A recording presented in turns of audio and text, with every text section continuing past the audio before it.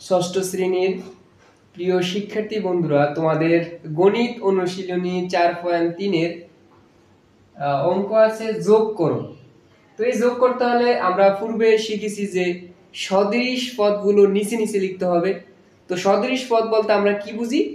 সদৃশ পদ বলতে আমরা বুঝি আক্ষরিক পদগুলো, অর্থাৎ আক্ষরিক সহগগুলো একই হতে হবে, অর্থাৎ সাংখ্যিক সহগ একই হলো আমরা তাকে সদৃশ বলতে পারি না। ওকে, তাহলে আমরা এখন 19 নম্বরের সমাধানে চলে যাই। 19 নম্বরের সমাধান। তাহলে আমাদের প্রথম রাশিতে আছে 7x। এবার দ্বিতীয় রাশিতে সদৃশ পদ আমরা লিখতে পারি 3x। তৃতীয় রাশিতে আমরা লিখতে পারি 9 - 9x। মাইনাস বলতে আমরা শসা চিহ্ন তার সাথে লিখব। শসা চিহ্ন বলতে আমরা বুঝি এই যে 9x এর সাথে মাইনাস আছে, এটা তার শসা চিহ্ন। আর অদৃশ্যভাবে আমরা এই যে অঙ্কের বাম পাশে অদৃশ্যভাবে একটা প্লাস চিহ্ন থাকে, আমাদের প্লাস লেখা কোনো প্রয়োজন নেই। তারপরে আমাদের প্লাস 5y আমরা লিখব। ওকে, এবার আমাদের সদৃশ আছে কি -6y। তারপর তৃতীয় রাশিতে আছে প্লাস 4y। ওকে, তারপর আমাদের কি আছে? আমাদের আছে প্লাস 2z। দ্বিতীয় রাশিতে আছে প্লাস 7z, প্লাস 7z। তৃতীয় রাশিতে আছে শুধু একটা z, অর্থাৎ 1z। 1 লেখার কোনো প্রয়োজন নেই। এই z এর আগে আমাদের চিহ্ন বলতে আমরা প্লাস লিখতে পারি, প্লাস আছে। ওকে, এবার আমরা বাম পাশ থেকেও করতে পারি এই অঙ্কটা, ডান পাশ থেকেও করতে পারি। বীজগণিত রাশি তো, বীজগণিত রাশির যোগফল সমস্যা নেই, আমরা বাম পাশ থেকে করি। ওকে, আমরা বাম পাশ থেকে করি।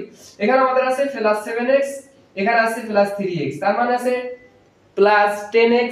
প্লাস 10x থেকে মাইনাস 9x গেলে একটা x থাকবে, প্লাস একটা x। ওকে, তারপরে আমাদের এখানে আছে প্লাস 5y, এখানে আছে প্লাস 4y। তাহলে আমরা লিখতে পারি প্লাস 9y।